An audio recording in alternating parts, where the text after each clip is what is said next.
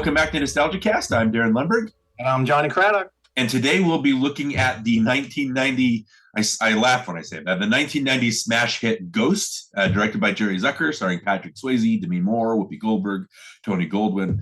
We're going to have a special guest chat about that. But before we go ahead and dive into Ghost, same thing we do every time. We just want to go ahead and kind of recap what we did last time. I'm having a blast doing these 90s movies so far. How about you? I'm having a lot of fun. It's been a lot of fun so far, so let's keep it going if we can. Good. So you chose Rounders last time, the John Dahl movie from 1998, I want to say, right? Because that's when Good Will Hunting kind of started coming out. Towards the end of the decade, yeah. Right. So Matt Damon, Edward Norton, John Turturro's in there. John Malkovich's terrible accent. How did we land on Rounders? What revisiting it after? I don't know. No, that's not one of those movies. This is one of those movies that you watch all the time, right? Or was it? I watch it quite often. I know it was your first time seeing it, right? Yeah. But I mean, I really love this movie, and so I'm a big, poker nut anyway, and that kind of movie got me, excited about poker and about Texas Hold'em. So, it's a great movie. I love the look, the aesthetic of the movie. It just looks so cool, and I love the script and the acting, everything about that one. It just appeals to me all around. So, love it. Yeah. And then, from someone who's not a big poker player, I like that John Dahl kind of instilled the movie with like identifiable stuff. Like it's you find something. I think I like that part of the plot about like you find something that you're good at, you just want to keep doing it. You don't want to do something else that you're not good at. You want to, which is why we podcast, right? To kind of keep that. So I think you can take like a personal lesson from Rounders. That's a thing that you want from movies. But I think the thing that I settled on was it was just a good, solid story. Like it followed all the necessary beats. It didn't necessarily, break any rules or anything like that. It was just a good, solid movie that, you walk out and you like the characters, you like the dialogue. So all this stuff, and it felt authentic. So was there anything about the movie that we didn't mention that you wanted to talk about? No, I don't think so. Okay. So I think we covered everything. Again, it's not, some of the movies that we do, like Pulp Fiction obviously meant a lot to us. Forrest Gump, obviously, we dove deep into that. Some of these movies we just like. I mean, there's nothing more than, it doesn't change our lives, I don't think. Well, although Rounders kind of changed your life, it kind of made you more of a avid poker player. It kind of fed into that. Yeah. So that kind of took it personal. But, just it's fun just being able to chat about movies that we like and we're able just to talk about what we like here. So that's another thing that we're probably going to be doing. Again, I don't know how our guest is going to come down on it, but if we want to go ahead and move into Ghost, again, we've got a special guest, Phoenix Clouden of the Film Code podcast. He's a good friend. I've gotten to know him pretty well on Twitter, and I was just so excited to get him on. He's got a good raucous kind of energy. And so when he chose Ghost, I thought that's going to be a good movie to kind of chat about with him. So we'll go ahead and we'll come back with again, I can't do it. I can't say it with a straight face, the giant blockbuster hit Ghost. But before we do that, let's go ahead and watch the trailer. All right. I love you. Ditto. I want to marry you, Sam.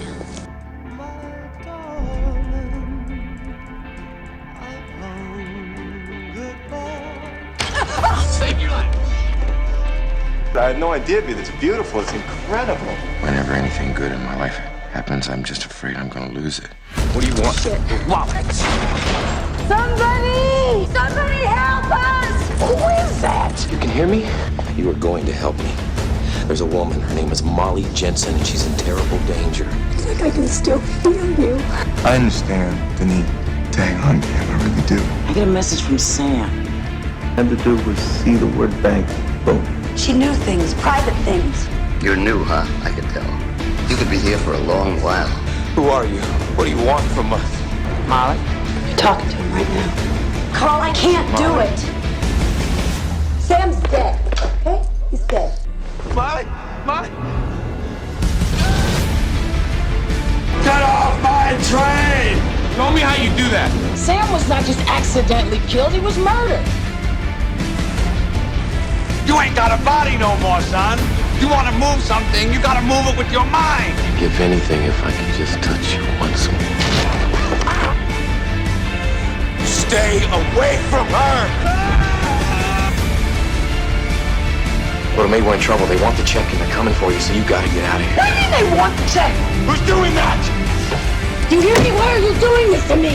What's happening?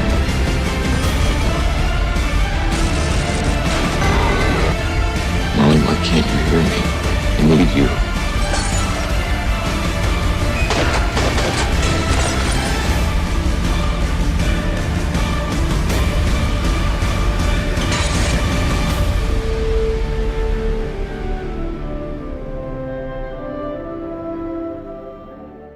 Okay, Ghost, 1990, directed by Jerry Zucker, starring Patrick Swayze, Demi Moore, Whoopi Goldberg, Tony Goldwyn, Vincent Schiavelli, who we'll be talking about.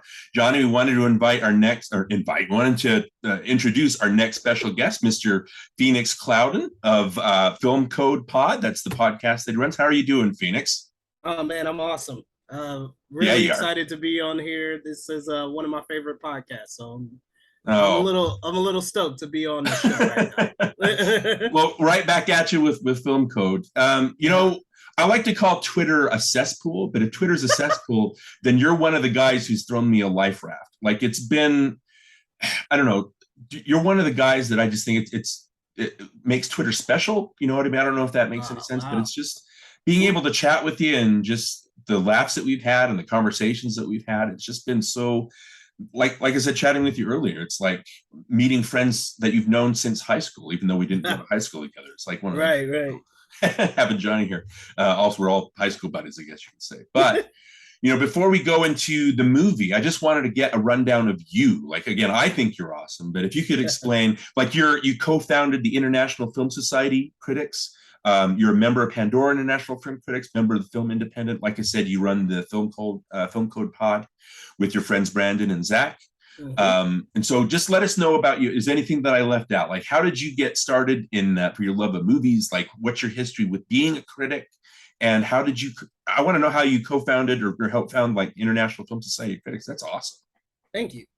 So let's see. I was always a big movie fan, but in 2016, you would say that was the year that I pretty much discovered that I was really good at this.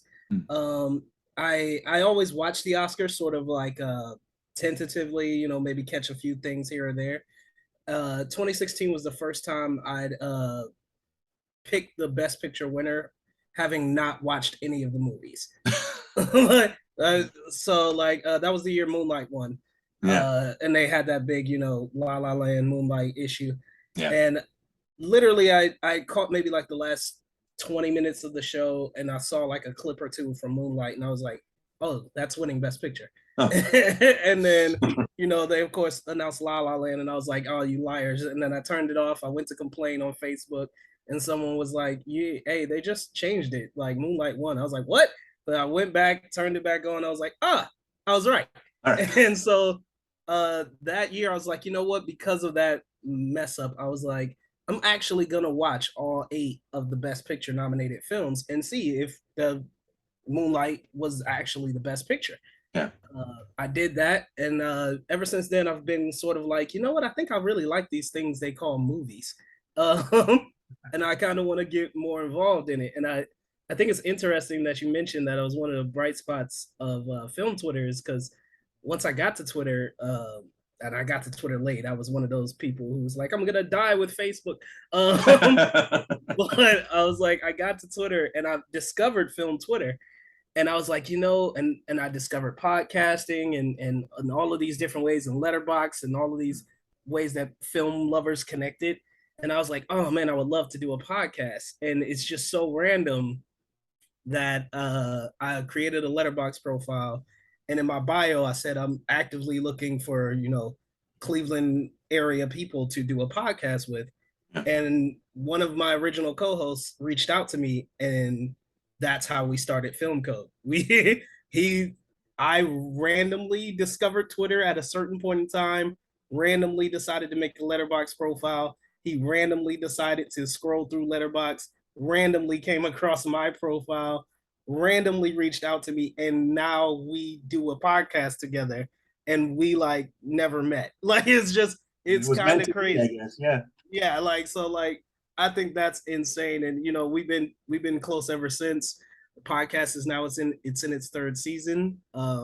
So check that out, Film Code Pod. And Absolutely. yeah.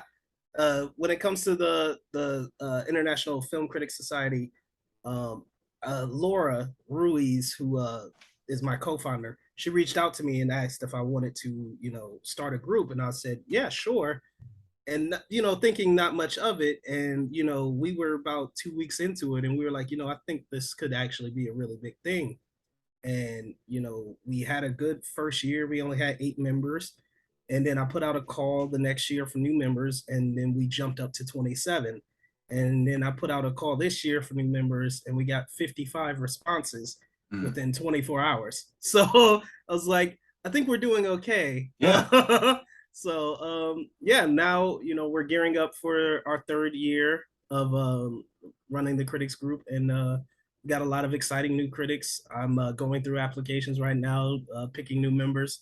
So it's a fun, exciting time. So that's been my life in film criticism so far. Yeah, well, you said it, but I think you are good at it. Like reading your articles, listening to you talk. It's like even though we disagree on some things, it's still your enthusiasm. I think that's the thing. Like film Twitter, Johnny's not on Twitter, so he's not sure of the cesspool stuff. But wise decision. Yeah, there you go. If you can do it, why not? You never joined in the first place, so yeah. This is his connection to the real world, is doing this podcast.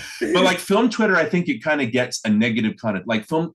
It's kind of like hoity-toity, like overeducated, like film critics. But there's a sect, I guess you could say, and like of people that are just enthusiastic and they're fun to listen to, and they're never like look down at their nose at you. And you're one of those people. It's just, even though we have different opinions, it's like that's what makes us us. Like that's if we agreed on everything all the time, I think that would be really dull. You know what I mean? And so but you don't want to be the film Twitter stan where if you disagree with something, then you're going to get in arguments. And so that's again, that's something that you personally, Phoenix, are not a part of. And so that's something that I really appreciate about you. Something I really appreciate about Film Code Pod.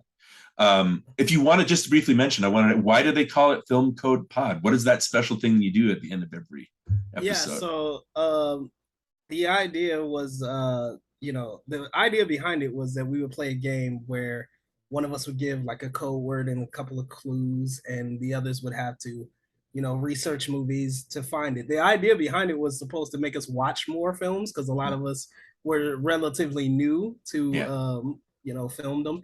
And it's worked sometimes when someone gives a code word and we're like, oh, I'm actually going to watch that film. And, and other times it's like, it's just a guessing game and we do our best. My co-host Nathan, he won our first season. I won our second. And right now Brandon is killing us all in the 3rd season. So it's a lot of fun. Okay, so yeah, I didn't mention Nathan. I mentioned Brandon and Zach, and Nathan. I don't think I've chatted with him. He's your 4th member, right? Yeah. Or is it 4? Or how many members do you have? Maybe I'm missing more people. We started with 4. We're down to 3 right now. But we just recorded an episode because Nathan came back. So yeah, we'll probably be adding him a little bit more the rest of the season.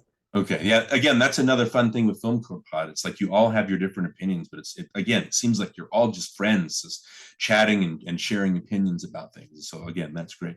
So how I got addicted to you, again, mutual friend Jason of Binge Movies. Yeah. You did, and I mentioned this to Johnny, and so he thought this was interesting, but when you did your Kubrick ranking. Yes. And when you covered Full Metal Jacket, you were absolutely head over heels with that movie. Yes. And what I think the general consensus with Full Metal Jacket is that a lot of people, and Johnny and I were just talking, it's like, yeah, the first half is strongest and the second half kind of gets looked down on because it's not as strong. But the way that you stuck up on that podcast for the second half, and so it's, I saw Full Metal Jacket in the 90s, like on early 90s on VHS. And so all I remember is that beginning. I've only seen it once. And so you talking about it and the passion that you had for it made me want to revisit it. And again, that's one of the things that helped me appreciate you, is like, he's right. Like there is a lot of stuff in the second half. And so it's that passion that got me addicted to it. And Johnny, what is it about that second half? Because I think that's like I said, it's a general consensus. What is it about that second half that you don't find it strong? Well, I think it's just the whole war aspect part of it. I think it gets really dark and gritty, and it gets kind of like it's just kind of dirty, and it's not fun to watch. The first part is fun to watch. It's fun to go on this ride with these characters, to see them go through boot camp and what they go through and all that. And I love the sergeant. Who was it again? R. Lee Ermey. R. Lee Ermey. Yeah. He was great, and he's so fun to watch. And I just love the first half of the movie, and it just takes this turn. It's like two different movies, and it was really hard to like get invested in that second half. It loses me every time I watch it. I've seen it maybe 3 or 4 times, and I can't get through the second half every time. The first half, great, love it. Second half, it just loses me. Interesting. So again, my history with Full Metal Jacket. Now, this is not going to be a Full Metal Jacket episode, obviously, but yeah, I thought back on it, I thought that first half was terrifying. I remember it being terrifying the whole time. So when you and Jason were talking about how funny it was, I was like, I don't remember it being funny. And then when I watched it again, I was on the floor because the insults that the sergeant has are so good. Yeah. And a lot of those were improv too. They weren't scripted. A lot of those were improv. Yeah. So that's him. It was from his actual army days. Yeah. So when I watched the episode again after the binge movies episode and then watching the second half again, I still don't think it's as strong. I think it's stronger now than I thought, but I do like what you talked about, how it does tie in and it does show that the 1,000-yard stare or something like that. I think it's 2 separate movies that actually complete each other, if that makes sense. I see what you're saying, and I kind of can agree with that to a point, because I think he is trying to make a point, and I think he makes his point pretty quick in that second half. And so that's why he loses me, because it's like, okay, I get it. I get that, it's bad and that this is bad, but then it goes on forever. And I just don't want it. You know what I mean? Well, a big part of it too is the R. Lee Ermey stuff and the D'Onofrio stuff is so entertaining and involving. Well, the thing with Kubrick is he's probably one of the most divisive filmmakers ever, right? So like I don't think you can watch a Kubrick movie, maybe other than Dr. Strangelove, and like enjoy it. Like there's always something uncomfortable about it, or always something to debate or argue. And so Johnny, this is what I'm talking about with Phoenix. Like he's very like you're Phoenix, you're passionate about this stuff and you think through this stuff and you have, the enthusiasm for it. And so it's infectious. And so again, that's one of the reasons why we wanted to invite you on here. Well, we could make this a Kubrick Full Metal Jacket episode, but again, that's not really the point of the season. Phoenix, for this season, we wanted to do, and again, I reached out to you, like we wanted to do a 90s kind of retrospective, right? And like all of our, like Johnny and I, like this is where we cut our teeth on movies. This is where we started getting addicted to things, where we started watching all the independent movies and all the popular things and just ingesting everything we could. And so that's the whole point of why we wanted to do this season. 90s wise, Johnny, what do you think of? I mean, that's kind of where we're coming from, right? Yeah, I mean, that's definitely it. I mean, you and I, we kind of became obsessed with the 90s. And Phoenix, my question for you is, are you as obsessed as Darin and I are? Or do you know much of the 90s, decade as far as movies go? It's so funny because I joined Letterboxd in 2018, somewhere around there.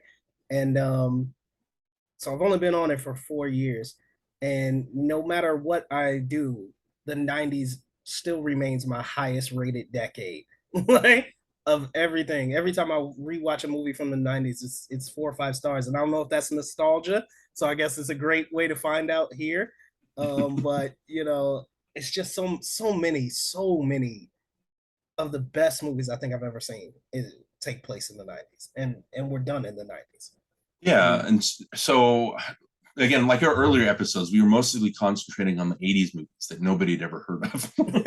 And so Johnny's idea was just like, hey, why don't we let's do movies that we love instead of movies that we're like not so passionate about. And so that's where we came up with this. But as far as Ghost goes, and just to get into that there, Ghost was, what was it? Like at the time it came out, it made like $500 million at the box office. It was at the time it came out, it was the 3rd highest movie ever made.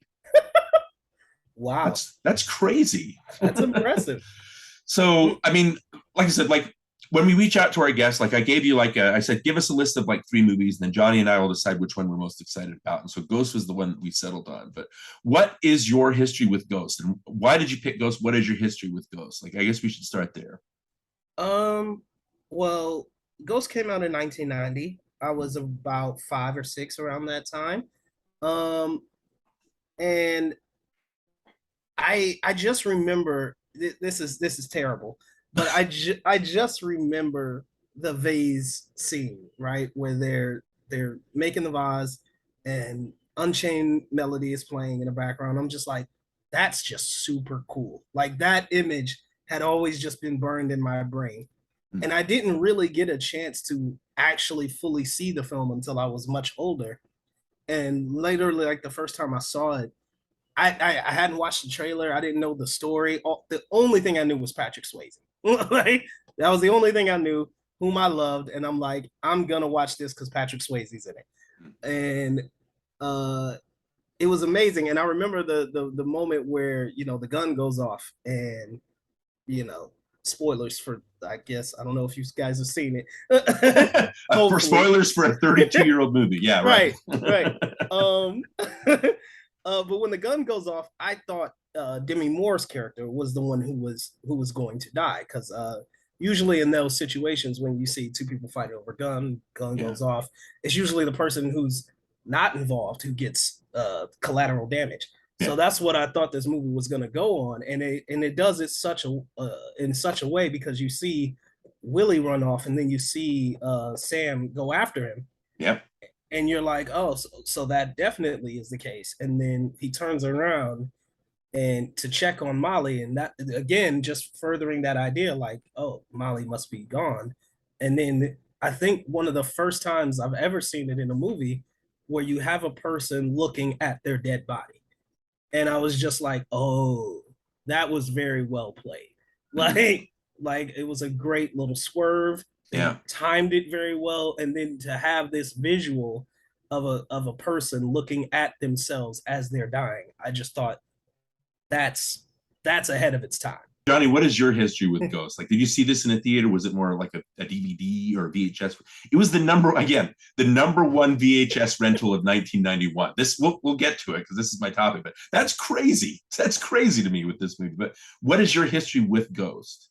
Yeah, I didn't see it in a theater. I know it was VHS, but I can't think of my first experience though. I can't think of when it was or who I was with, or none of that registers with me. All I know is kind of like Phoenix. I remember the vase scene. I remember the ghosts, the little black shadow ghosts that take what's his name, Carl, and the other guy, Willie, right? I remember that, and I remember like it kind of gave me a little bit of a creepy feeling when I was younger. When I first saw it, it was kind of creepy. That was the first time I'd seen that kind of special effects, and it was funny because those were groundbreaking back then. It was like, oh wow, look how cool that looks, these little shadows coming off the ground and pulling these guys down to hell or whatever. I thought that was kind of creepy, but I can't think of the first time that I actually sat down and watched it. Okay. And then with me, it was one of those things because it came out July of 1990, and it was like, everybody was talking about it. So I remember my parents, we all went to see it. But when the movie was over, it was like, yeah, that was fine. Like, I can understand when people like it, but I wasn't like completely gaga over it. The funny story, though, is when my parents and I got back in the car, Unchained Melody was playing on the radio. Ooh, that's perfect. And obviously, I think like what's happening now, I think with Stranger Things, like the Running Up the Hill, the Kate Bush song is now coming back on the radio because of that. I think that's just what it was. Like Ghost had made Unchained Melody, like, I don't know, like Wayne's World the next year would make Bohemian Rhapsody popular. All of a sudden, these old songs just come back and they play because they're so popular. People are going to listen to them and go, yeah, that's Ghost. And so, it makes you popular as a radio station, you say. But again, I guess my topic, like what I wanted to talk about here is it's crazy to me that this was the number one movie of all, like the third biggest movie, the number one movie of that year. What is it about this movie now? You have the iconic stuff with the clay. You have the him being able to manipulate time and space, that all. But Phoenix, what do you think? Can you make sense of that? Why to you was Ghost such a big hit? And does that translate now? Does it stand up now? What do you think? I think there's one major reason, and it's gonna seem a little bit obvious, but I think it's the truth. It's Patrick Swayze. Okay. It's Patrick Swayze. Patrick Swayze had the world in his palm in the early 90s. Like, he was just fantastic. I mean, you you had Dirty Dancing just a few years, I think, before. You had Roadhouse around the same time. Like the guy was sensational. He was box office magic. So like I think, you know what I'm saying, there's that, you know, like he was the Rock before the Rock. You know what I'm saying? Like that's the key thing. The other thing is that I don't think you've had Demi Moore at a better time in her career as both a an actress and also, you know, one of the starlets of that period. She's one of the most beautiful women on the planet at that time. And so like to have both of them in this dramatic romantic kind of story, I think that worked tremendously in the film's favor. But I think the key thing is that as a movie, you know, it's sort of a horror thriller-esque kind of movie, and yet it plays so well into its romance, into its drama, into its, you know, science fiction, that I think people were just enamored with it. And there's so many opportunities to go back and enjoy different parts of it. You know, you can go back and enjoy the comedy. You can go back and enjoy the drama. You can enjoy the action. You can enjoy, you know, the mystery of it all. And I think, and Jonny said, like, you know, the visual of those things coming out of the, you know, the ground to take people away. That's another visual that stuck with me. You know what I'm saying? Like, so like there's things like that where it's just like the visuals really grab you as well. And I just think there was a lot of stuff there for people to really take in and enjoy in the 90s. You know, I can see that. I can see what he's talking about. I think it's funny because when it first started, it actually does feel like a horror movie. When the credits start, you know, popping up and it starts going through the house and you see the wires hanging and you see the rafters and things, you think, and the music's kind of creepy. So you're kind of like, what am I watching? You know, it's just gonna be like a scary horror film. And then it kind of turns into that, you know, romantic love story between the two characters. But then it kind of, like you said, it kind of pulls from every genre. There is that romantic movie genre. There is the horror. There is the, you know, the suspense with the, you know, the money laundering and the murders and that kind of stuff. It's all in there. And so, like you say, you can enjoy all those different aspects. But I think it's just a simple story for the most part. You know, you have the protagonist and the antagonist, and they each go through their arc, and then it comes to a climax, and it's just a nice little, it's wrapped up nice at the end. It's just a good overall story. It's kind of simple. Yeah, I think you guys have hit on something really big. Again, I think it was playing in my mind, but this is a 4-quadrant movie, right? It's really got the romance stuff. It's like I was impressed by like I said, the action stuff. That's the stuff that I like. It's got a high concept, but like you said, Jonny, it's very simple. It's very simply done, but the concept kind of hooks you. And there are things that, I don't know, maybe spiritually at the time, the things with the white light or the near-death experiences, it was just people were ready for that. I think Whoopi Goldberg coming into it halfway through, it kind of lightens the mood. And so again, it's a little bit of everything. It's not just one tone throughout, and it keeps like maybe we'll talk about it. I don't know if, like, I think it does the comedy well. I think it does the drama well. I think it does the action well. I don't know if it meshes together all the time, like perfectly, but when it settles in and it does what it's setting out to do, I think that it works. I also think this was a date movie for a while. I remember like a lot of guys being dragged to the theaters because like their girlfriends really wanted to see this movie, and obviously for Patrick Swayze, and, you know, and like we had a different social media at that point in time. You know what I'm saying? It was really, really word of mouth that really, you know, drove things. And, you know, if your girlfriends are whispering like Patrick Swayze takes his shirt off in this movie, you know what I'm saying? That's like, you got to go, you know what I'm saying? And you as a guy, you know what I'm saying? You got to be like, all right, I got to go see this Swayze movie. But then you get a scene like, you know, that the Unchained Melody scene, and you're like, hey, you know, Demi Moore is covered in clay. This is awesome. You know, so it has something there for everybody. And I just think, you know, it was the 90s, man. The 90s were great. We watched it tonight with my kids, and each one of them left the room during that scene. Well, you know, my wife, like, her favorite movie is Top Gun. And so you have like the scene where Kelly McGillis and Tom Cruise, they're using their tongues to the point you're like when you're a kid and you're like, what are they doing, Mom? Like, what are they using their tongues for? And so I think this movie, even though it's PG-13, they basically make out for the whole song. They're just like touching each other and caressing each other, and it's very sensual. And then just at the very end, that's when he lays her down on the couch. So it's not like anything. Your kids leaving the room, I think it goes on so long that your kids are like, this isn't what I signed up for. You know what I mean? But you're right. I don't. It's hard because when these movies become so popular and like they explode in like the pop culture consciousness, it's hard to pin. Like the clay scene is iconic, but it's like, why? Like we don't know why. It just does. You know what I mean? Unchained Melody just works. It's a perfect amalgamation of everything. Even though I don't think this movie is perfect, like I said, it doesn't like always work together. The pieces that it works so well and the ideas for it, it's so simple that even today, or not today, but when I watched it yesterday, it was like, yeah, this movie still works, even though, they've done better, the special effects have gotten better and everything like that. Because there's the part where Carl and Sam are in the elevator at the beginning and they have a rapport, right? Yeah. And I thought that was charming. And I liked how like it was Carl like making everybody uncomfortable with the coughing, but then Sam like pushes it like, oh, what about the rash? Or is it still on your genitals? And like you can see on Tony Goldwyn or on Carl's face that he's like, well, I signed up for this. Like, you're embarrassing me, but I got to go. And so they have that, I don't know, that I like the character interactions. What did you think about it? Was there anything that stuck out to you as far as the characters go? That's another thing that I would have to point to is like, for a movie that really does, for the most part, keeps it simple. Mm-hmm. Like that was a great example of showing and not telling, because we get to see the dynamics of their friendship, right? Just in that scene, like these are great guys. They're goofing off. They're having a good time. They're making other people uncomfortable, and it makes them laugh. And I thought that was just a great scene to showcase their relationship.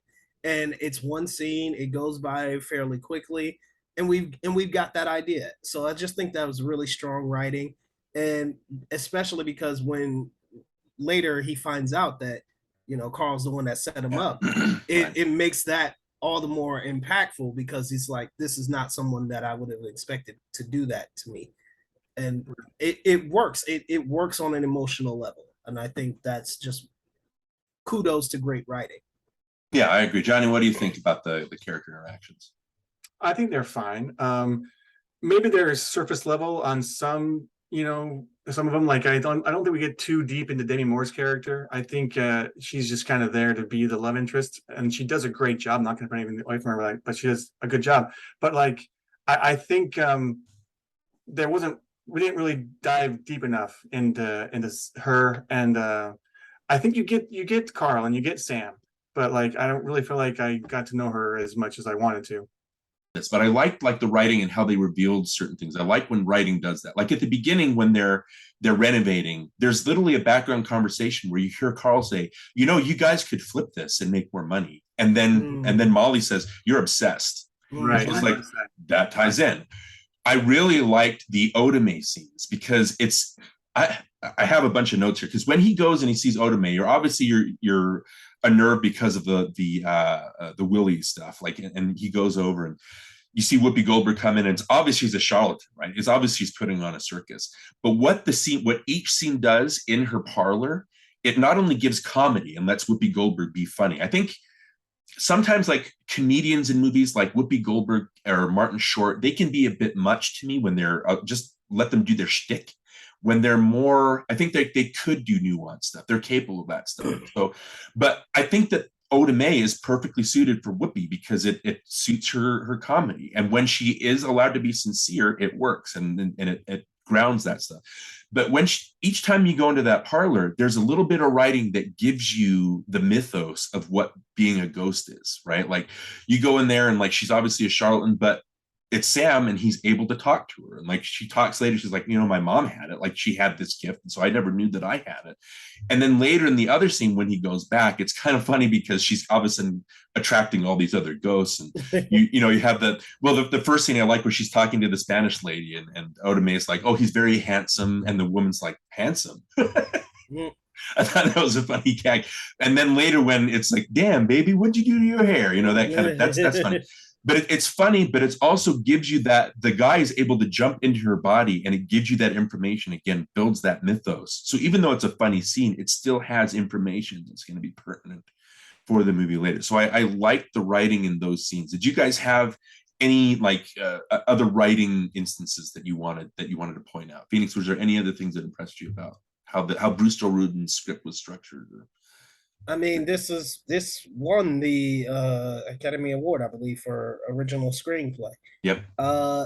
I agree. I think, you know, it is very well written, and like you pointed out, a lot of subtleties that take place, you know, in the backgrounds and stuff that I heard originally, but didn't really like catch on to until more recently.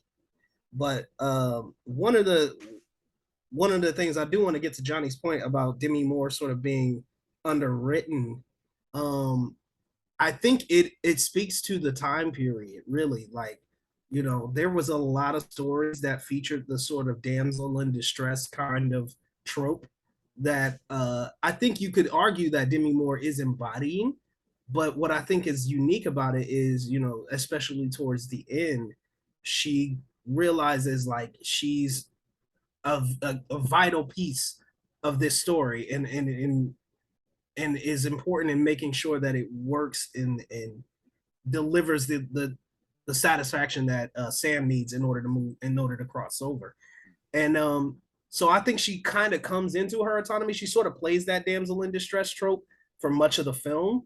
And you're right in that sense, where it's like, you know, she's mostly there to be confused and to cry and stuff like that. But it does, and I don't think there's a lot of plot there, but she's mainly a device to get us towards the next idea, and ultimately comes into her own, I would say, in the final third act, of realizing that she has a role to play in this and that she's vital to Sam's crossover. So like in terms of like her character, she's underwritten, but I think it eventually works itself out. I can see that.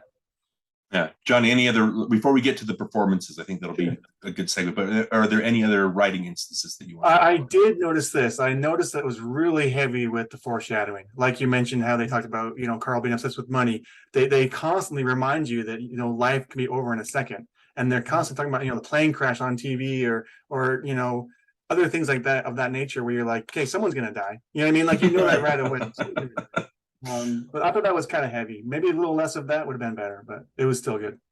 Okay. So what do you think the difference is between that and like what Back to the Future does or Terminator 2 does with foreshadowing? Do you think that those movies handle it better? Obviously, you think they handle it better, but what is the difference, do you think? It might just be more subtle in those movies. It was pretty in your face. You know what I mean? Like when Sam talking about death and, you know, seeing the plane crashes and seeing all that stuff, it was kind of like, yeah, you know, something's going to happen. And I almost would rather not even do that. Just let it happen. You know what I mean? That way it's more shocking, and you're more like, you know, I don't know. I'd be more on board with it if it just didn't tell me it was going to happen. You know, just don't get the foreshadowing out, maybe.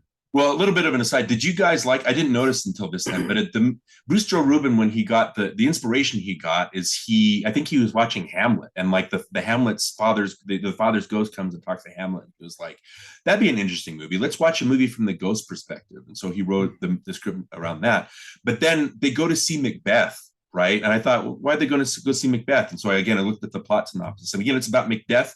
It's about Macbeth ordering the murder of his friend, and then the friend like haunts him for the whole. And so I thought that was kind of a neat. It's I wouldn't call it ghost Shakespearean, you know what I mean? But it's nice that it does have that little through line. But as far as performances go, Johnny, you wanted to talk about the performances. Johnny Phoenix, I don't know if you were. Johnny's he's the actor. He's the guy. Like when we started in high school, we were in plays and we did all that, but Johnny kept it going, and Johnny directed plays and starred in plays. And so this is kind of, I like that this is his level of expertise. This is where, like, you know, I always like Johnny talking about the acting. I like to pretend I'm not an actor. Well, you're great at it. So what is it about the performances that? Well, let me just say first, I was never a really big Swayze fan, even though I think he's great. I think he's good in a lot of stuff that he's done. Like Point Break is one of my favorites that he's been in, and, you know, Outsiders and that kind of stuff. But what I'll say is I thought he overdid it at times. Like there were moments like when he went through the nurse's body or whatever, and they're pushing the cart through, and he goes through the doors. Those moments, he almost overdid it, and it was just kind of like, okay, I get it. It's new to you, it's foreign. But I don't know. I don't think it. Maybe just if you watch it again, you'll see what I'm talking about. There's this like look in his face, like he's just mugging for the camera, and it was almost too much for me. But there are some very good subtleties in his performance too throughout the whole movie, so I'm not going to take that away. But I do think that he just had a few moments where it was like that was overdone. It was just too much. Well, maybe it's to the point where, again, I want to get Phoenix's opinion on Patrick Swayze, but maybe the dramatic scenes don't really play well as for him. Like, I know he was an action guy, and that's why he wanted to do Ghost. He wanted to be seen in a different light. I do agree. Like, he's fine. The parts where he's required to really emote, like I wrote down here that when he dies and the way the expression on his face, I was like it's almost cartoonish in a way that he's looking at his, and then notice it then. But then the part comes, and the only part that confused me that I would cut out is all of a sudden it cuts to like you see the statue that they're trying to, it breaks, and you see like Molly, and I was like, what is this? Like, what does this have to do? And then it cuts back, and then it does the shot where before it fades up to the hospital, and he does this kind of eyes rolling back, and I'm like, why is he giving us an orgasm face? Like what? So it was a little much. But the thing that I liked, because I think the story is that Whoopi Goldberg was not the top actress for the role, but Patrick Swayze really pushed for it to the point where he was like, if you don't hire her, I'm not going to sign on for the movie. And so in a way, Whoopi, like she even said on The View, I think when he died, she said something about, I owe him my career. I wouldn't have the Oscar if it wasn't for Patrick Swayze. But what I loved, I think Patrick Swayze is the best whenever he's with Whoopi Goldberg. As a straight man, I think he plays everything perfectly. Like if it's Whoopi like going over the top, you don't want to have somebody come in and do like over the top on top of that. So Patrick Swayze's reactions are priceless to me. And I think you can see on his face the joy and the fun that he's having with Whoopi and just kind of the chemistry that they're having. So I agree with you. Like I think he's good in this. I just think there are moments where he overplays that dramatic thing, but I can't fault him in the scenes with Whoopi because it's infectious. Like you can feel that they love dealing with each other and talking with each other and acting around each other. But Phoenix, what about, do you agree with that on Patrick Swayze, or is this, are you a Patrick Swayze stan? Like ride or die Swayze? Swayze all day. Listen, I could see it. Sure. Yeah. It's never going to be like, oh, that was so bad, it takes me out of the movie or anything like that. Like you're spot on when you say like his face once he realizes he dies.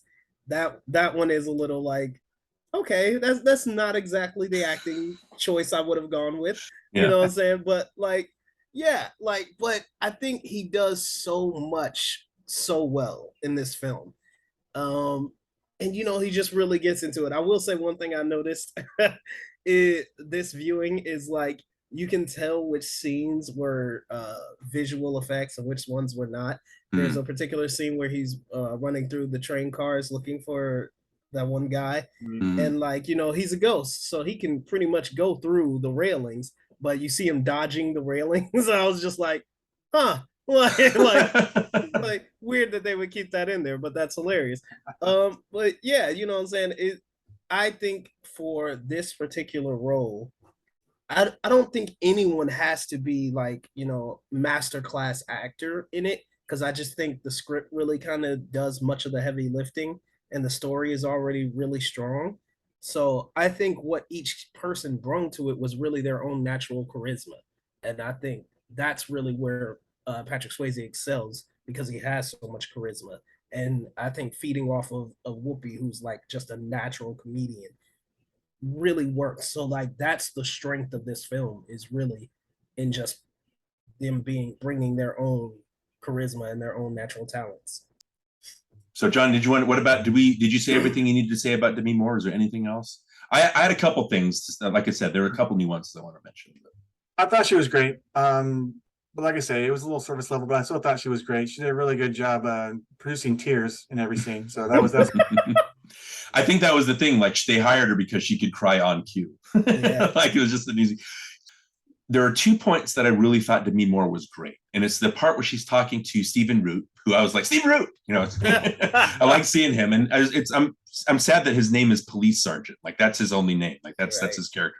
Did anyone else? Where's my stapler? When they saw him on the screen, where's my stapler?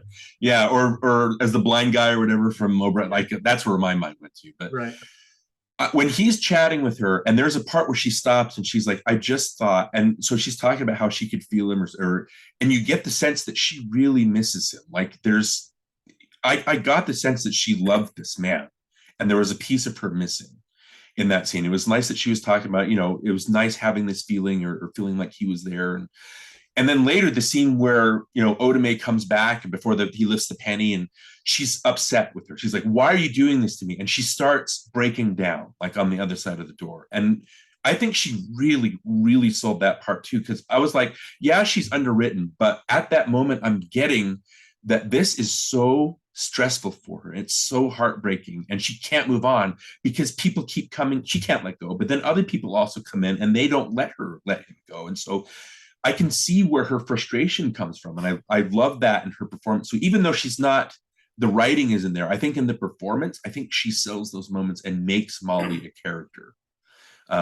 Phoenix, what about you? It's so interesting because like the two scenes that you pointed to, I think are great examples, but this past viewing, the one that actually stuck out to me is a strange one. It's the one just before Carl tries to, make a move on her. And it's her describing, what she's been feeling, that loss, that sense of confusion, and she doesn't really know where she is or how to take things. To me, I think that's the meaty part of her performance because, I've seen this movie a million times. You see him like spill the coffee on his shirt. You know that it's going towards that place, and yet she keeps it in this sort of, really kind of a tense emotional state because that's really where she's at. Carl's play for her is comedy, and we're gonna get that, but she's like, keeping it in that dramatic sense, I think really plays those two scenes up against each other, the two characters' motivations up against each other, because you have one person who's being very, serious and distraught in this moment, and then you have another one who's trying to take advantage of that particular pain, and I just think it plays well. So to me, like that's one of her strongest scenes in the movie. Like, but again, like the two scenes that you pointed out is equally as well. But I thought that scene stood out more to me this time on watch. Yeah, I think it's like, even though the writing might not be there for, I think the performance kind of sells. Like I was saying too, that's what sells it, right? I mean, it's something above, like you can't bring to a screenplay. Like it's that added level that she gives to it. Johnny, who I think we only have two other major. Who do you want to talk about next? Let's talk about Whoopi, because I think she is the comic relief, and I think she's not steals the show, but she is the, you laugh during her scenes. I laughed out loud during almost every scene she was in. And, I appreciated that because there were times I was kind of getting a little bit bored. So when she does show up, it's kind of a relief. It's like, oh, good, I get to laugh now. And I don't know. I think it's fun to see her use her comic skills, because she was a really good comedian back in the day. Billy Crystal and Robin Williams and George Carlin, that whole thing. And she was really respected back then. And then she turned to film, and she wins an Oscar for this movie. And now she's just political, which is too too bad. That she went the political route. But anyway, I think she was great in this movie, and it was really fun to watch her as the comic relief. Yeah, I think that's what you hired for. There were, like I mentioned before, like some of these comedic actors, when they're allowed to just go and riff, it's like, all right, I don't want to. If I wanted to see you do this, I could just go watch your stand-up routine. Like, I don't want to see this. You have Chris Rock in Lethal Weapon 4, where he's allowed to go on like a stand-up routine for like 3 minutes while everybody just like stands there. You have Robin Williams in countless movies where the director just, well, I guess if I let Robin go for 5 minutes, that'll make an extra $100 million or something like that. And Martin Short, we talked about him in Three Amigos. I think he's only good when he has a character to play instead of it just being like quirks. So I think that works. But the only parts that again, this is weird because the only parts I was annoyed with Whoopi's performance, like there's the first part where she's talking to Molly, and like Molly asks, "Why is he here?" And she's like, "Well, he's trapped between two worlds." Like she's putting the charlatan act on, right? Mm-hmm. And even though I was annoyed with her acting at that point, I was like, "But that's what she's doing. Like that's her shtick coming out." Right, but then when it comes out that Sam was murdered, all of a sudden her facade and her demeanor changes, and she she's like, "I don't." And when she does that and you see the humanness and you can see right into her heart and right into her soul in those parts, I was like, you rock at this. Like, I know you're funny, but you have what it takes to sell these dramatic moments. And so that's what I really like. And so I buy her as a character. And again, the stuff with her being funny, it's not out of character. It fits her character. It's just a question of if Jerry Zucker, who is only known for directing comedies at this point, and again, Phoenix, I think we talked about you watching Airplane for the first time, right? Yeah. He was one of the directors on that, and this is his first like dramatic directing job, and I think he did a fine job with it. But he's got the comedy chops, so he knows when to cut Whoopi off. He knows to not let her go too far. I think she always gets to that moment where I'm almost like, all right, I'm tired of you, but then she pulls it back and makes it. It works for me. It's so interesting because like on this particular rewatch, I was watching it because now I know like Whoopi won the Oscar for this role, and I'm watching it and I'm going, she's great, she's bringing the comedy, but I'm like, what exactly is she doing that's award worthy? I hadn't seen that, and it isn't until I would say really the third act, but particularly there's one scene where I'm like, this is what got it for her when she asks or tells Patrick or Sam to use her body, right? And there's like a brief, I want to say like 10 seconds where he supposedly enters her and he's taking over her body, but it's still her, like the camera is still on Whoopi, and she literally has to embody male features, male distinguishings, and particularly of Patrick Swayze. And it's just a quick little, 10 seconds. And it's just like a look that she gives, but it's so broad-shouldered and straight, like a straight jawline, like she's literally embodying someone else. And I was like, oh, that's where that is. And then the very next scene, you see her hands on top of Demi Moore's, and that contrast of her skin on Demi's skin is a really like sharp image, especially when you're considering 1990s time period. So I was like, that right there, I think is what solidifies Whoopi and as the Oscar winner. But like again, throughout the film, she's giving you great work, but this is what she does. So I think it's all of that on top of that, having that particular moment in the film. I think when you say the words best supporting actress to me, I think this is one of the parts that's the epitome of that. Like that's what a best supporting actress thing is. Like she's funny, she's the support. She does what she needs to do, right? I wanted to ask you guys a question before we move on to maybe Tony Goldwyn, but Roger Ebert, when in his review of the movie, he thought that it would have been more effective if it didn't show, like, because it shows Whoopi's hands, Oda Mae's hands on Demi's, and then it pans up to Molly's face, and then when it pans back, and all of a sudden Swayze's in the picture. Right. Ebert thought that it would have been more effective if it was Whoopi the whole time, and you saw them dancing and getting really good. What do you guys think that would have been an effective choice, or would that have taken you out of the movie? Is that provocative enough, or did they make the right choice? Phoenix, what do you think?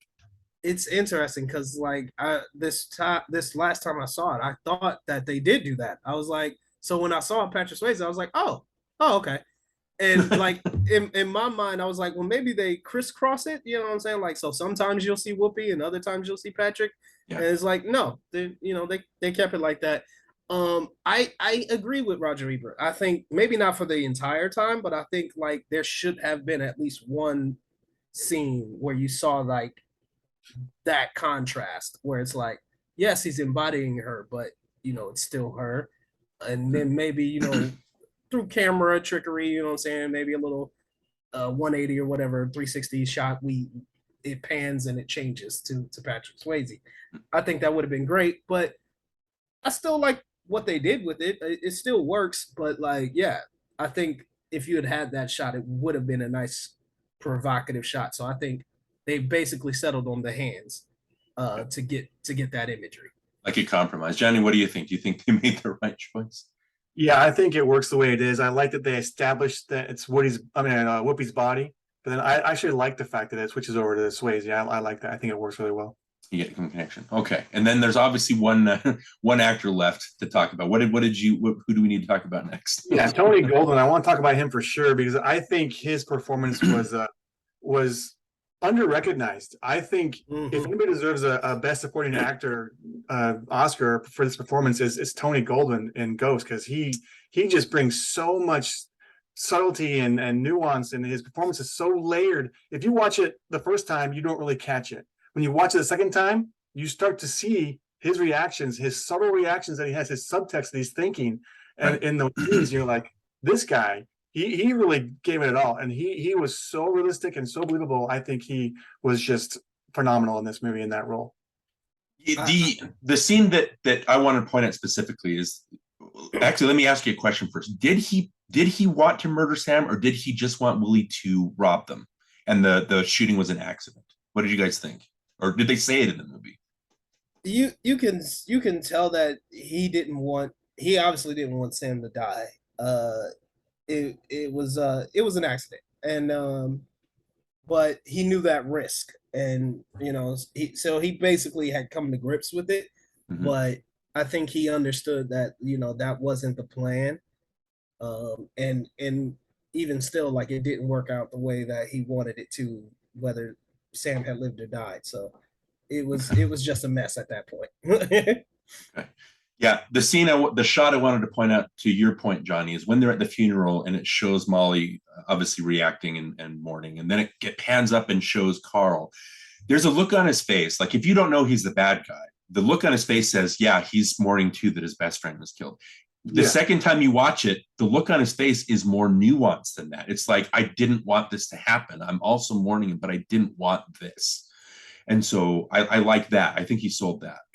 That's what I'm talking about. And also when you see him come back to visit Demi Moore in the house, and they're, having those moments together, his performances there are just incredible. Like when she announces, what was it that she said to him? But he was taking a drink, and also you see his eyes kind of light up, like that she knows that it was Will. You know what I mean? Those moments they're so perfectly played, and I just love watching them in this movie.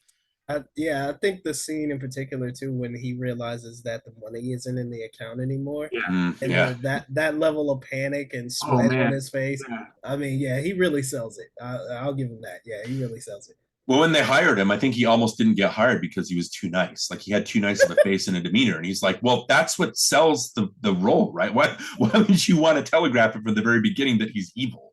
And so I do.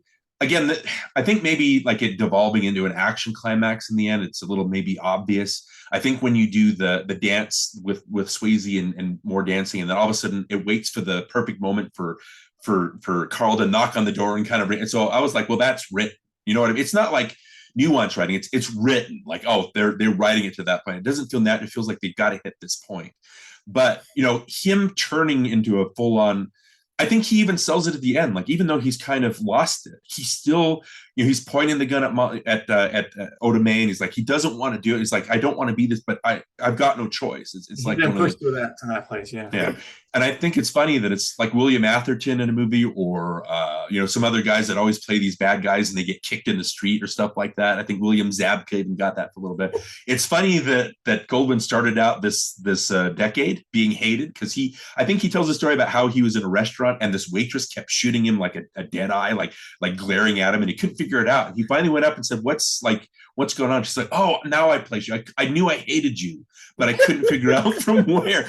And so he got that reaction a lot. And it wasn't until he did the voice of Tarzan that it kind of got him back. So he ended the decade getting him back in the good graces of everything. That's funny.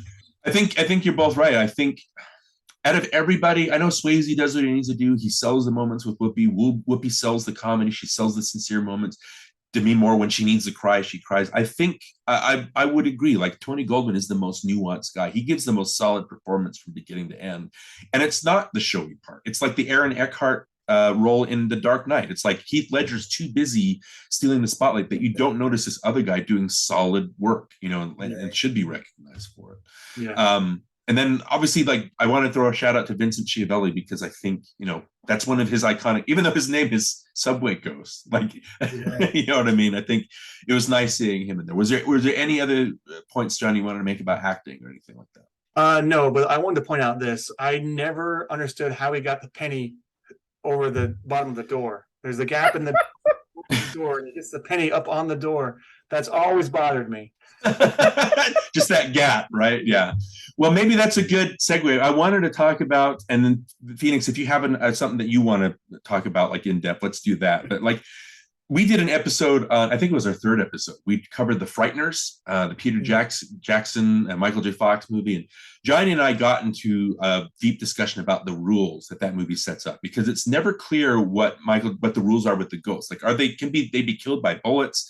Like, how do they kill by other ghosts? Like, how does Michael J. Fox, like he's able to, like, rip people's souls out of their bodies when he's in spirit form? And so we name drop ghosts in that movie because they're a rule set. But there are moments, and I don't know if you guys noticed it, like, there were a couple times, I don't know if the filmmakers really, because there's a couple shots where there's a mirror and you purposely don't see Swayze in the mirror. But there's another part where so you have Molly and you have Carl in the foreground, and then you have Sam in the background sitting on the windowsill. You can see his reflection in the window. And then later when he goes to see Otome, you can see his reflection in the window. And I was like, are we supposed to be seeing its reflection because they go out of their way? Or is that even something that they consider? Did you guys notice those two things at all, those two moments?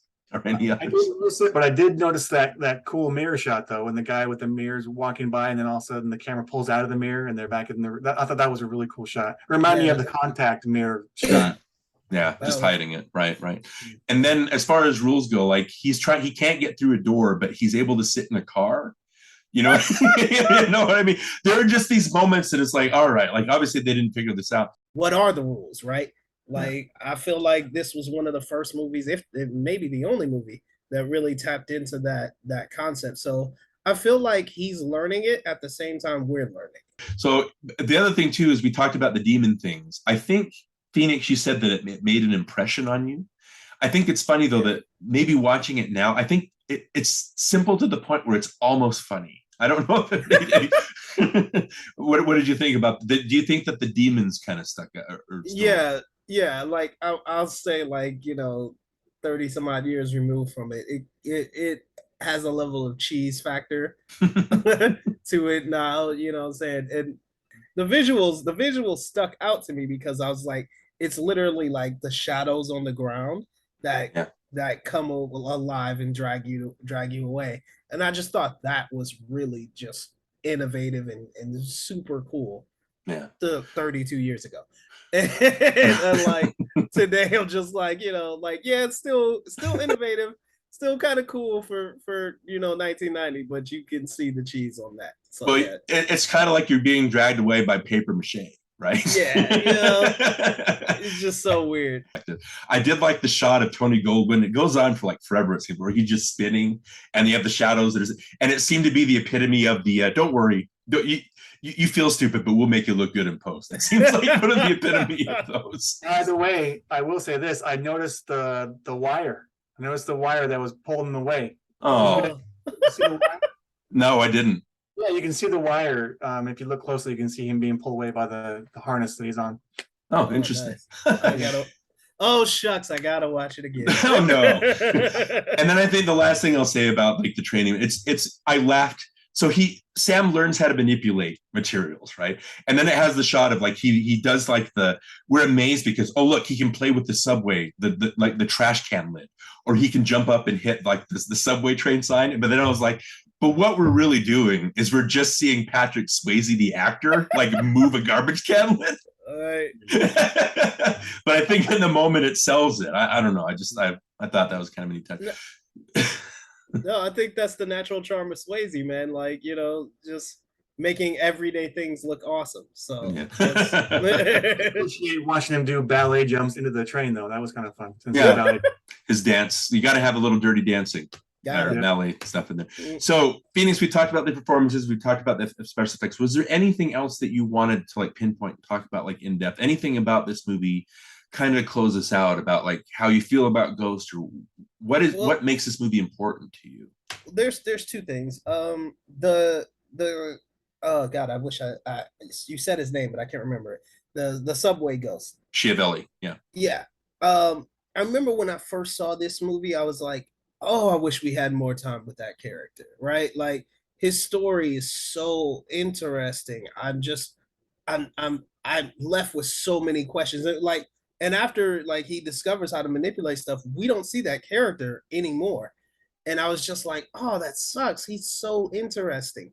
But then I realized in this most recent rewatch that character serves one particular purpose, which is to show Sam what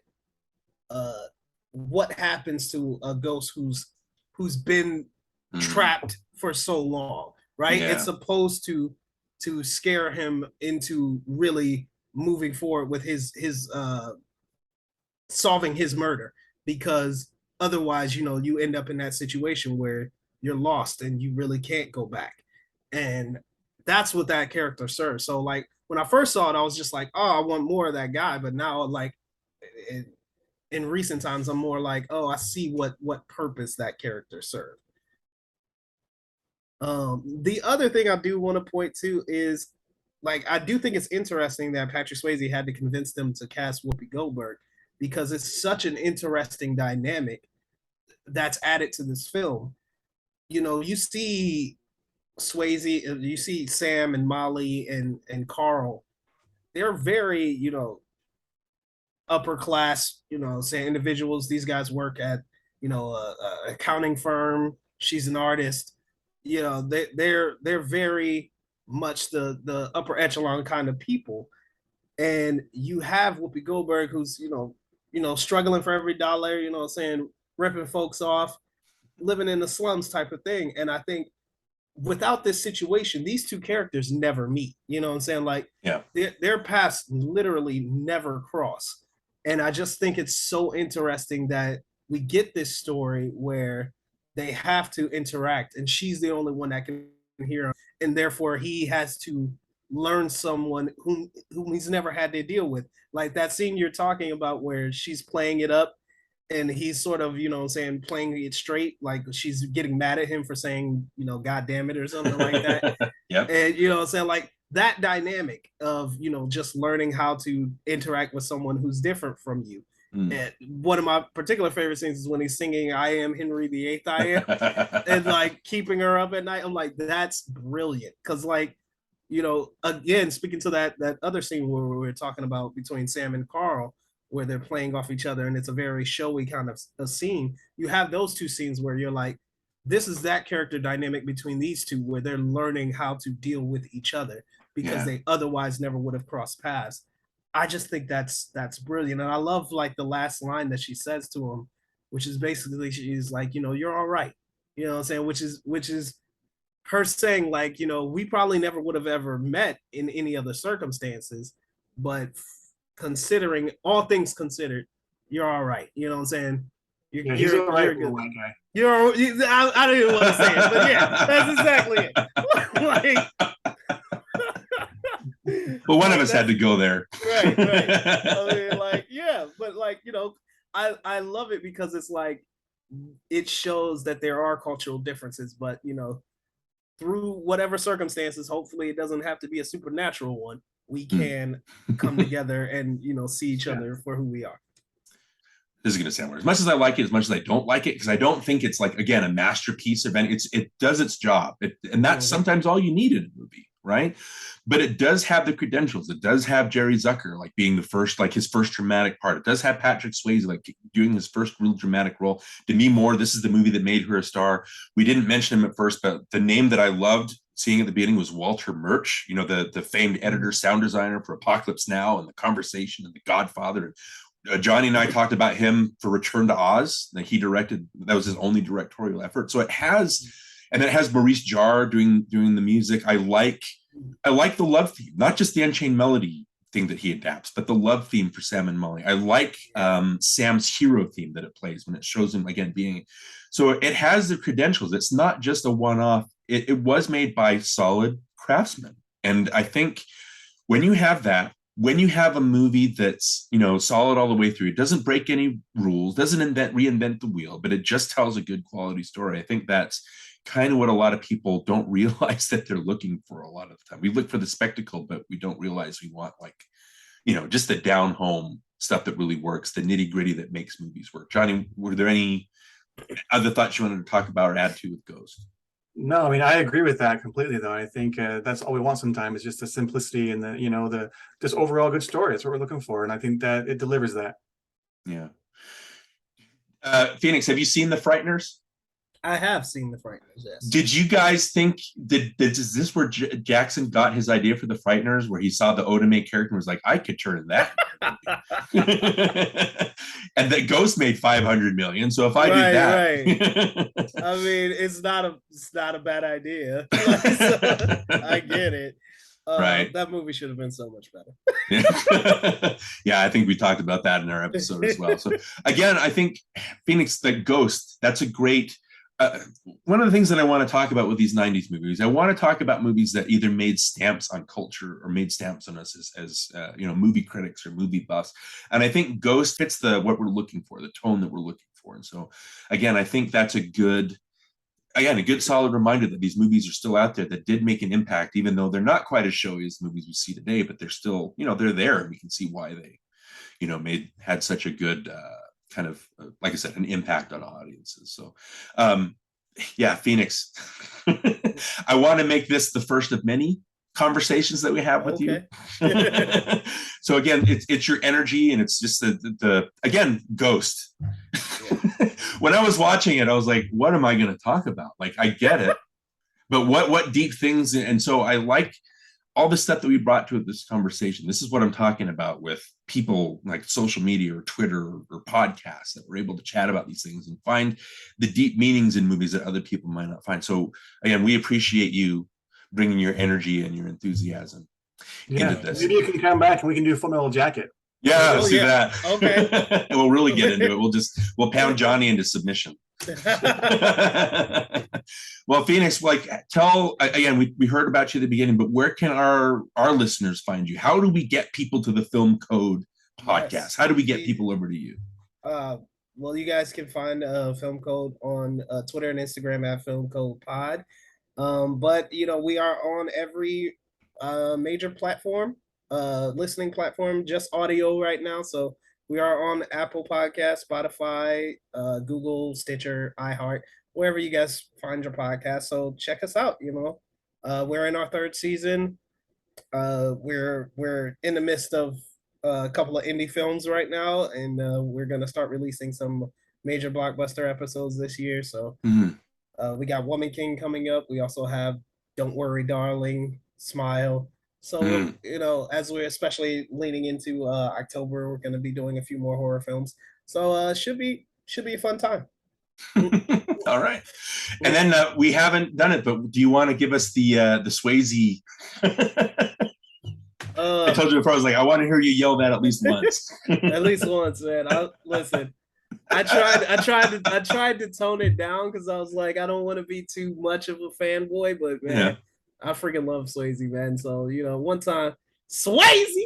It's my God. It's my guy. Yeah, all accounts, he was a really great guy. And so it's great. And again, 90s, like that's when Patrick Swayze kind of blew up. So another reason we're glad that you brought this to our attention. So again, everybody follow Mr. Phoenix Clouden on Film Code Pod. And yeah, great stuff, you guys. I wish all podcasts had that rapport that you guys seem to have, and it's just it feels to me like you can't wait to say what you need to say, but you're so excited about what your partners need to say that it works, as long as it's not, you know, Thor: Love and Thunder. Oh. Jonny, you need to listen to that episode. They almost didn't have Film Code Pod after that episode. All right. Well, Phoenix, we appreciate you. Appreciate the hell out of you, man. Thanks for coming on and making us look good. I appreciate it. I'm so glad, man. Thank you guys for having me. It's been a blast. Okay, you're welcome. Okay, we'll talk to you again soon. All right, take care. You too. Bye. Roadhouse. Wait, why are you taking the back way home? There are so many turns. Roadhouse. Roadhouse. Roadhouse. Roadhouse. Roadhouse.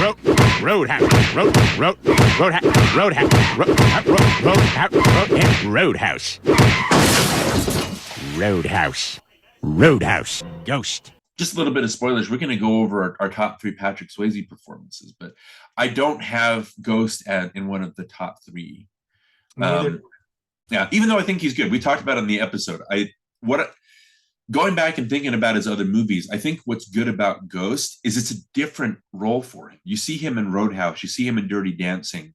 There's a vulnerability to Ghost that's different from his other movies. He's less of a cool action star, and he's more of a, he feels, you know what I mean? If that makes any sense. He's a sensitive guy, like he's worried about losing everything. So it is a different role for him. Even though Ghost doesn't make my top 3, I think it is a strong performance in that it's a different side of him than just the same thing. But again, let's go ahead and talk about our top 3 performances. Do you want to go ahead and go first? You want me to go first? Sure, I'll go first. Okay. Are we going 1, 2, 3 or 3, 2, 1? Let's do 3, 2, 1. It's fine. Let's do that. Okay. Well, I'm going to pick Red Dawn for number 3. Whoa! You told me you were going to do that, and then you did it. So. Yeah. Well, only because here's the thing. I didn't pick these movies based on performance or anything. I kind of picked the movies that I enjoy, like the movies that I would rather watch versus Dirty Dancing or Tu Wong Fu, Thanks for Everything, Julie Newmar. I would not pick those movies, even though they're probably good Patrick Swayze performances. I would pick something that I want to watch. So I'm going to go with Red Dawn because I enjoyed that movie as a kid. And I don't know. I liked just the premise of it. I liked the whole, defending our country type, aspect to it. And so I'm going to go with Red Dawn. Okay. Well, just to clarify things, like I said, he's got a presence. Swayze has a presence. I don't know if I'd rate these I think I rated him more by enjoyability of the movies. Like he's emblematic of the movies that I chose. Does that make sense? Sure. So a big part of why the movie works is because of him. So not necessarily great performances, but just whatever works. So Red Dawn is one of those movies. Again, I think I saw it for the first time when we watched it as friends, and I liked it, but I think a lot of it's pretty clunky. I get the message that it's going for, but I remember it being clunky, like the direction and some of the writing was a little obvious. Maybe I need to watch it again because I think I've only seen it that once. But again, I don't have terrible memories of Red Dawn other than that. My third, I'm going to go ahead and pick The Outsiders. Okay. Just because it wasn't quite. The Outsiders is one of Coppola's better movies. I think Coppola has like an early stage masterpiece run where he did like The Conversation and The Godfather 2, Apocalypse Now, like those. Wow. Like if any director just had one of those movies, you could retire happy, but Coppola had 4. Outsiders, again, it's like a second tier Coppola masterpiece. I like that it has, again, it's funny to think when we did our Taps episode that Tom Cruise, he was ever at a point in his career where his name wasn't above the title. And it's funny seeing Tom Cruise in his snaggletooth glory in The Outsiders. Emilio Estevez is in there. C. Thomas Howell, Matt Dillon. So it's a stacked cast of all these like heavy hitter teens. And then, like you said, you have Patrick Swayze in there. I think he's got that swagger. He's got that coolness, and it does, because he seems to skew a little older than the other kids in the cast. He does have that big brother energy, but his is the performance. Obviously, you have the Mache, or you have Dylan or Howell. Those are the showiest centerpiece performances. But I've always liked Swayze as that kind of moral center, even though he's trying to be the dad, he's trying to be responsible, and he's obviously losing control of it. But I don't know what The Outsiders is that one of your favorite? Swayze, is that in your top 3? It is in my top 3. Okay, was that your next one? No. Okay. Well, maybe we'll come back to it. But again, it's like, and we just gave the whole thing away. But I do like that performance. You know what I mean? What was there anything else you wanted to add to that about his performance? I will in a minute. Okay, we'll do that. Derry or whatever. Yeah. So that was my number 3. What was your number 2? Well, my number 2 is Point Break. Okay. And I'm not even sure why I picked it. I just know that it's something that I would enjoy watching versus watching Dirty Dancing. I would never pick to watch Dirty Dancing if I have a choice between Point Break or Dirty Dancing. You know what I mean? So I look at it. Maybe you can argue and say his Johnny performance is his best or whatever, and it's the best grossing movie, whatever. But I still think that Point Break, him as what's his name again? I keep getting the name Bodhi. of it. Bodhi. That's right, Bodhi. Yeah, and I love the surfer look on him. I love that, you know, they're bank robbers. I just love the whole just the fun of that movie. And also I like that Keanu Reeves' character's name is Johnny Utah, because my name is Utah. Right. So, like, you know, that always kind of struck a chord with me. But yeah, Point Break, fun movie, and a good performance by Swayze. Okay. So we might come back to Point Break in a little bit. So for my number 2, I've got Roadhouse.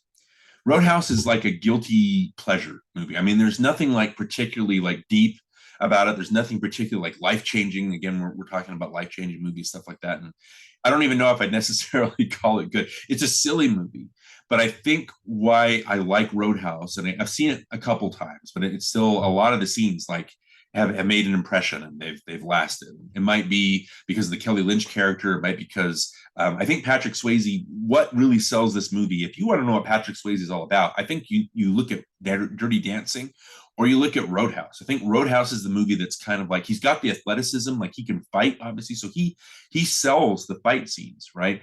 So when he's talking about like, it's time, I want you to be nice until it's time to not be nice. And so you get him as a threat, you know what I mean? So even though he exudes like a goodness, like I think with Patrick Swayze, he does come off as a danger, like if you piss him off, like you don't want to do that. So that's why he's able to rip throats out. But you've obviously got the Kelly Lynch character. There's I don't know if we'll talk about it too much, but like sex scenes during the 80s versus the 90s. I think during the 80s, you had a bunch of the sex comedies like Revenge of the Nerds, or, you know, all these that had like, Fast Times at Ridgemont High, stuff like that. And then you had movies like, again, I remember as a kid watching these movies, these sex scenes, like in The Big Easy or like in Roadhouse, where it was like, you know, you're 12 or 11 or whatever. You're like, should I be watching this? Like you get these kind of weird feelings because you're not ready to process it yet. But then, so a lot of these movies were sexy. And so Kelly Lynch and Patrick Swayze, 2 sexy people, obviously. And then like during the 90s, I think maybe that changed because you had the like Basic Instinct came out. You had Sliver. I think most of these had Sharon Stone in it for whatever reason. But they're all of a sudden there got to be a danger to the sex scenes in these movies. And I think it's just weird like that. I don't usually think about this stuff, but it kind of took a turn. But Roadhouse is one of those movies that, you know, it's cool. It's got the action, it's got the romance, it's got the nudity, obviously, that everybody goes to for these things. But again, not, like I said, not the deepest movie. I just think it's a good, fun time. Whenever I see clips of it, I laugh during it because it's just so silly. But I think Swayze sells it. He's the epitome of cool in Roadhouse. What did you what are your thoughts on Roadhouse? Well, I did remember watching a documentary about Roadhouse and about Patrick Swayze, and I know he put a lot of energy and effort into this movie and into the fight scenes especially. And I know you know, the last fight scene with the bad guy, like they Ben Gazzara, yeah, into it, that they actually got injured, like they had like broken noses and broken ribs, and it just kind of was a testament to Swayze and how much it meant to him to do a good job and to do it right. And so they did several takes, and so that last fight scene, you're actually seeing, you know, punches being landed and kicks being, so it's really happening. It's not just a fight scene.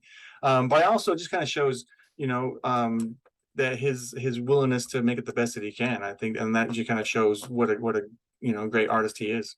Yeah, there's a physicality to those fights and everything that he sells those. I think I mentioned that. Okay, so what was your we mentioned it already, but what was your number 1? The Outsiders.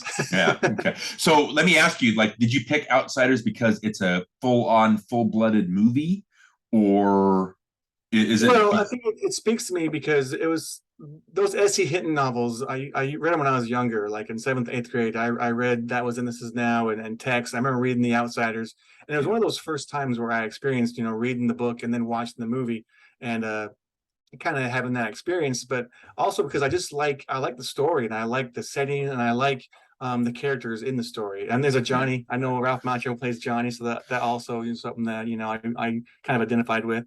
But I think he's great in that role too. You know, C. Thomas Howell. I think Tom Cruise is fun to watch as a young Tom Cruise, and then of course Rob Lowe as Soda Pop, and Emilio Estevez as 2-Bit Steve, and then of course you got Swayze as Derry and Matt Dillon as Dallas. So it's just a fun overall movie, and of course, you know, you got Coppola directing it, so there's that too. Yeah, again, very, very strong direction. I think if anything, Outsiders might be a kind of like Goodfellas for kids. right? Because you're part of like a gang and it's fun, but there's obviously a little danger. And then toward the end, that's when everything starts, for lack of a better term, it starts going to shit, right? I mean, everything starts falling apart and they start realizing that this life isn't what we signed up for, right? And so it's the deaths and everything. Where are we, we're not spoiling The Outsiders. I mean, how old of a novel is, like, Pony Boy, Johnny dying and all that stuff. What was the Matt Dillon character? What's his name? Dallas, I think. Dallas, like, he ends up getting killed, and so there's weight to that. However, his death scene is over the top. It's Matt Dillon. Yeah. Well, I remember he's crawling or something like that, and he like wipes his face. I'm like, what? Why would you take the time? I don't know. I've never been near death, so I don't know how to do that. But again, with Patrick Swayze, it's just that presence, like you talked about. He has that presence. All these kids have that presence. It's just fun watching that movie and watching it kind of. And again, I'm not picking these movies because it's a great, Patrick Swayze performance. I'm picking it because they're the movies that I would choose to watch versus other Patrick Swayze movies. Well, he's good in it. You know what I mean? There's nothing wrong with his performance. Like, he makes an impression on you, especially because of the role. Okay. So my number one, I did mention that I'm going to pick Point Break as my number one. Again, Point Break is one of these movies. I remember seeing it in the theater, and I remember how old was I? Like 14, something like that. I liked it a lot. I thought it was cool, right? But then critics like ripped it to pieces. And so I was like, maybe why don't people like this? And then I think I kind of settled into a groove where it was like, yeah, Point Break is dumb. It's not like, I try to be like a serious critic or something like that, or cynical a-hole kind of guy. But now it's having like a resurgence, and it's coming back, and people are talking about Point Break a lot on social media, on Twitter and things like that. And they're kind of reevaluating that movie. I think it might have to do with Keanu Reeves, like everybody going back, I've caught my first tube today, or sir, that. So I think Reeves was able to channel that Bill and Ted energy into his action star. I think that was his first like real action thing that made him like a physical actor. But the thing with that, and the thing we didn't mention when we talked about Patrick Swayze, is where Roadhouse is like, I think maybe I have these as a progression, because you have Outsiders, he has a presence, but it's a small role. He's just part of an ensemble. In Roadhouse, Swayze is more, he's the action star. He's the sex symbol of that movie. Everybody's going to turn up and swoon over him. And now in this one, it's the same thing, but in his real life, I think he talks about having like a temper. And so he studied like karate, things like that. He had Aikido was something that he studied, Taekwondo. So he studied all these things to kind of center himself. And so he comes off as a spiritual person, and he did kind of delve into Buddhism, which again, popular. You say these things about religions like popular religions. I don't know if that's a good way to describe them. But yeah, I mean, Soka Gakkai Buddhism is what I have. That's the form of Buddhism that he studies, but he uses it as a way of life, like to center himself, like to give him kind of a purpose and a guide, right? And what I like is when you hear him talk about his spirituality, he respects other religions. He loves the idea of other people being spiritual and the answers that they get from the lives that they live. Again, he's very centered, and that has to do with his athleticism. And that, I think, comes across in Bodhi, in Point Break. So even though Roadhouse is the epitome, I would think, of what you want out of Patrick Swayze, it's the same kind of swagger. It's the same kind of like intensity and sexiness that he has, but he's also got the spirituality. And I think that's what makes Bodhi kind of a likable character, like this Zen kind of attitude that he has. What do you think about that? I think it's just the hair. He's got the cool surfer hair, right? Yeah. And again, he bounces off of, I think maybe it's because Keanu Reeves isn't the greatest, so when you're paired with Keanu Reeves, maybe you look better.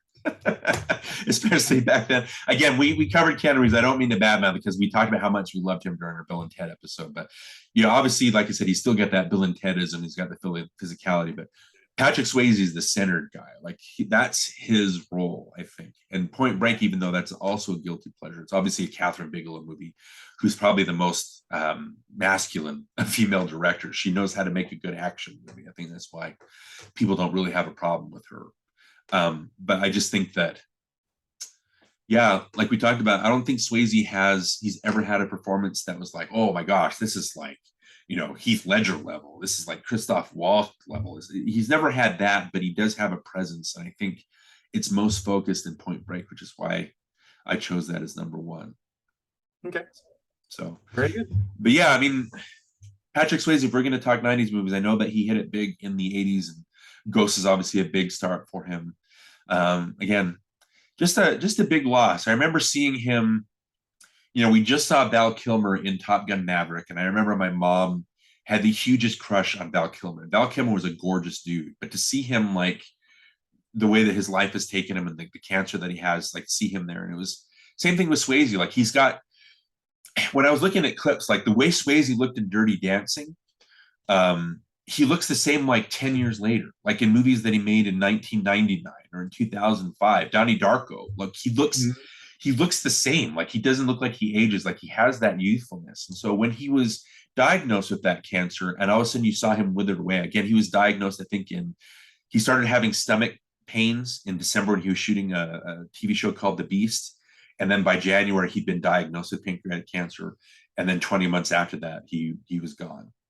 But just to see him when the disease kind of ravaged him, and just to see him like wither away, and just see him like like a stick figure drawing. It's like a head with like on a stick figure body. Like, just see him so sick. It was kind of, I don't know, sad. Even though I didn't really have a huge adoration for Patrick Swayze, he's somebody that was always there when I was growing up. So to see him wither away, and again, like we said, nobody has any bad words to say about him. I know Whoopi Goldberg, we mentioned her, she thanked him during her Oscar speech. And so everybody was grateful for knowing him. She called him a fighter. I think he was fighting to the very end. So definitely he'll be missed.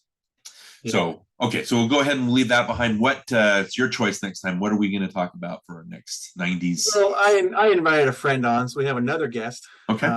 Friend that I met while in college, and by the way, we were in Greece together, so we can talk about that again. Didn't we always talk about how, like, the only reason we have guests like your guests on is because you met them in an acting class? Or he actually went on to LA, lived in Hollywood. He had some supporting roles in some movies out there, and I think he's still doing it. So we'll bring him on. This is Tim Haid, and it's gonna be a lot of fun. We're gonna talk about Fight Club. Another Edward Norton, Brad Pitt movie, David Fincher movie. So should be fun. So we're going for a twofer there. I think, we're going to have a lot to say about Fight Club. I think that's another one, maybe like Forrest Gump, that maybe our opinions have changed since we first saw that movie. So that'd be a great one. Again, Fincher was big in the 90s. You know what I mean? Brad Pitt was big in the 90s. So that's Kim chose that one, right? Kim chose Fight Club, yes. So that's a great choice. Another great choice to be able to chat about. We'll have a lot, and it's built in that way, right? The movie's built in to have a lot to talk about. It's a conversation starter. So Fight Club, that'll be fun to talk about next time. So again, thank everybody. Thank you to everybody who's been listening so far. Thanks for everybody who's been participating. We hope you've liked the first 4 episodes that we've covered. We've got a lot to go. I hope usually we have like, I've mapped out the season. Like every season, like of a TV show is like 22, 24 episodes, something like that. But there are just so many movies and so many people that I want to talk about that maybe we'll shoot past 24. It just depends on how tired of the 90s we get. But again, I hope everybody's having a fun time so far. But until next time, for NostalgiaCast, I'm Darin Lundberg. And I'm Johnny Craddock. And we'll see you next time, guys.